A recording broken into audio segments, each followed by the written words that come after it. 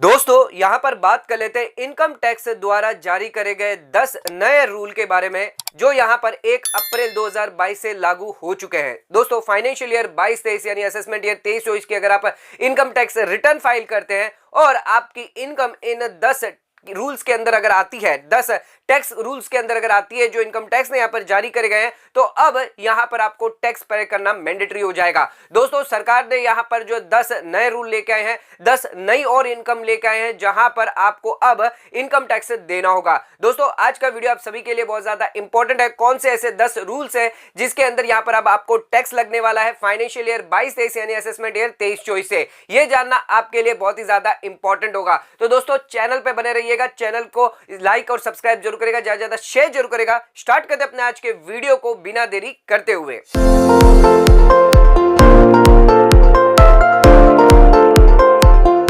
दोस्तों आइए स्टार्ट करते अपने वीडियो को और बात कर लेते हैं यहाँ पर 10 रूल जो यहाँ पर इनकम टैक्स द्वारा जारी करे गए हैं। तो सबसे पहले यहाँ पर बात कर लेते हैं tax on employee provident fund. तो यहाँ पर अगर आप एम्प्लॉय है, कंट्रीब्यूशन करते प्रोविडेंट फंड, तो जितना भी आपको इंटरेस्ट पहले मिलता था 1 अप्रैल से पहले, वो यहाँ पर आपके लिए एग्जेम्प्ट होता था, यानी आपके लिए कोई भी टैक्सेबिलिटी नहीं थी। लेकिन बजट 2022 के अंदर अब 1 अप्रैल के बाद अगर आप एम्प्लॉय कंट्रीब्यूशन करते हैं 2.5 लाख से ज्यादा का अगर आप कंट्रीब्यूशन करते हैं, तो जितना भी आपने एक्सेस कंट्रीब्यूशन किया है 2.5 लाख से ज्यादा, उस पर अगर कोई इंटरेस्ट आप कमाते हैं, तो यहां पर जो एम्प्लॉय है उसे यहां पर जो है टैक्स अब देना होगा। दोस्तों यहां पर आपको इनकम फ्रॉम अदर सोर्सेज के अंदर यहां पर दिखाकर टैक्स लायबिलिटी आप पे आ जाएगी। जो भी एम्प्लॉय है जो कंट्रीब्यूशन करना चाहते हैं प्रोविडेंट फंड पे, तो यहां पर अब आपके लिए टैक्सेबल हो जाएगा। तो दोस्तों ध्यान रखिएगा, यहां पर अगर आप एम्प्लॉय कंट्रीब्यूशन करते हैं प्रोविडेंट फंड के अंदर, तो 2.5 लाख रुपए से ज्यादा का अगर कंट्रीब्यूशन किया है, तो यहां पर अब आपके लिए टैक्सेबिलिटी आ जाएगी। जितना भी आपका इंटरेस्ट होगा वो यहां पर अब आपके लिए टैक्सेबल हो जाएगा।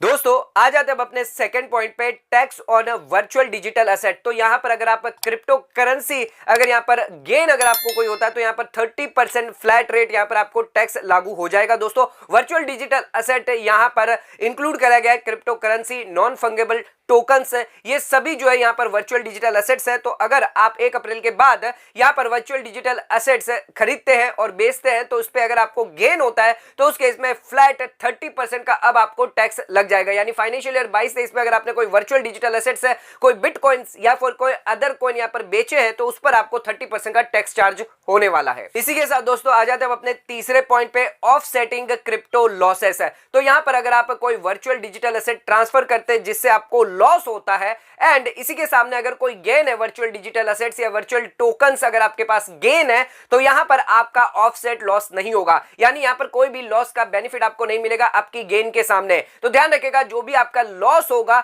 वो यहां पर आपका जो है कोई भी गेन के सामने यहां पर आपको ऑफसेट यानी सेट ऑफ का लॉस नहीं दिया जाएगा। इसी के साथ दोस्तों आ जाते हैं अब अपने फोर्थ पॉइंट पे, गिफ्टिंग क्रिप्टो। अगर आप वर्चुअल डिजिटल एसेट्स या क्रिप्टो करेंसी ट्रांसफर करते हैं ऐसे गिफ्ट, चाहे आप रिसीवर हो या फिर आप सेंडर हो, दोनों ही केस में यहां पर आपके लिए लायबिलिटी आ जाएगी। आपको यहां पर टैक्स पे करना होगा। जो भी आप गिफ्ट करने जा रहे हैं क्रिप्टो करेंसी या वर्चुअल डिजिटल एसेट, तो यहां पर आपको कोई भी एग्जम्पशन यहां पर नहीं दिया जाएगा। यहां पर आपकी क्रिप्टो करेंसी या वर्चुअल डिजिटल एसेट्स जो है वो यहां पर टैक्सेबिलिटी हो जाएगी, चाहे आप रिसीवर हो चाहे आप सेंडर हो। दोस्तों अब आ जाते हैं अपने फिफ्थ पॉइंट पे, तो surcharge on long term capital gain. तो यहां पर 1 अप्रैल के बाद जो कैप है 15% की सरचार्ज की on long term capital gain, वो यहां पर सभी एसेट्स पे लागू कर दी गई है। इससे पहले यहां पर अगर आपका लॉन्ग टर्म कैपिटल गेन होता था सभी लिस्टेड इक्विटी शेयर्स पे या फिर म्यूचुअल फंड्स पे, वहीं पर सरचार्ज लागू किया जाता था। बट 1 अप्रैल के बाद यानी फाइनेंशियल ईयर 22-23 में आपके लिए सभी लॉन्ग टर्म एसेट्स पर 15% सरचार्ज यहां पर लागू कर दिया जाएगा। इसी के साथ दोस्तों आ जाते हैं अपने अगले पॉइंट पे यानी सिक्स्थ पॉइंट पे। तो यहां पर आपको डिडक्शन मिलता था ऑन होम बाइंग्स पे।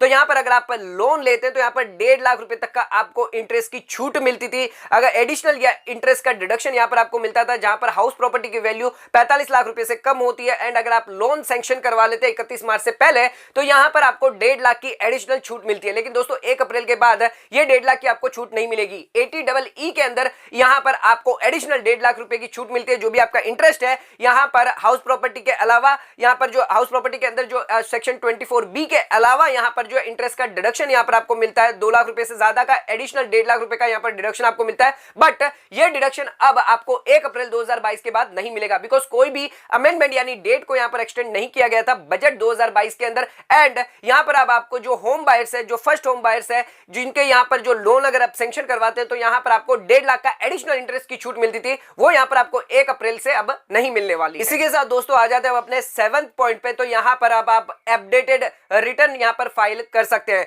तो यहाँ पर अगर आपके कोई हो गई है एरर या फिर आपसे कोई हो गई गलती, तो यहाँ पर आप उसको रेक्टिफाई कर सकते हैं। यहाँ पर आपकी अगर एडिशनल टैक्स लायबिलिटी है तो यहाँ पर आप अपडेटेड रिटर्न जो है वो फाइल कर सकते हैं। दोस्तों ध्यान रखिएगा, इस साल फाइनेंशियल ईयर 22-23 में आप पिछले 2 सालों के यहाँ पर अपडेटेड रिटर्न फाइल कर सकते हैं, असेसमेंट ईयर 20-21 और असेसमेंट ईयर 21-22 के लिए। इसी के साथ 2 साल का यहाँ पर टाइम पीरियड दिया गया है एंड यहाँ पर ये वॉलंटरी टैक्स कंप्लायंस दिया गया है। तो ध्यान रखिएगा, अगर आपका एडिशनल टैक्स लायबिलिटी है, यानी आपकी अगर टैक्स लायबिलिटी है तो यहाँ पर आप अपडेटेड रिटर्न यहाँ पर फाइल कर सकते हैं। अगर आपने इनकम टैक्स रिटर्न फाइल नहीं भी करी है तो भी यहाँ पर आप अपडेटेड रिटर्न फाइल कर सकते हैं। रिलेवेंट असेसमेंट ईयर खत्म होने के बाद 2 साल का यहाँ पर टाइम पीरियड दिया गया है। दोस्तों आ जाते हैं अपने 8 पॉइंट पे। तो यहाँ पर अगर आप एनपीएस में कंट्रीब्यूशन करते हैं तो यहाँ पर सेंट्रल गवर्नमेंट को 14% ऑफ सैलरी अलाउड किया जाता था, बट अब 1 अप्रैल के बाद यहाँ पर आपके जो अगर स्टेट गवर्नमेंट एम्प्लॉय है तो वो भी यहाँ पर 14% ऑफ सैलरी और डीए अलाउंस यहाँ पर अगर आप कंट्रीब्यूशन करते हैं एनपीएस के अंदर तो यहाँ पर आपको अलाउड किया जाएगा। इससे पहले लिमिट जो थी वो 10% ऑफ सैलरी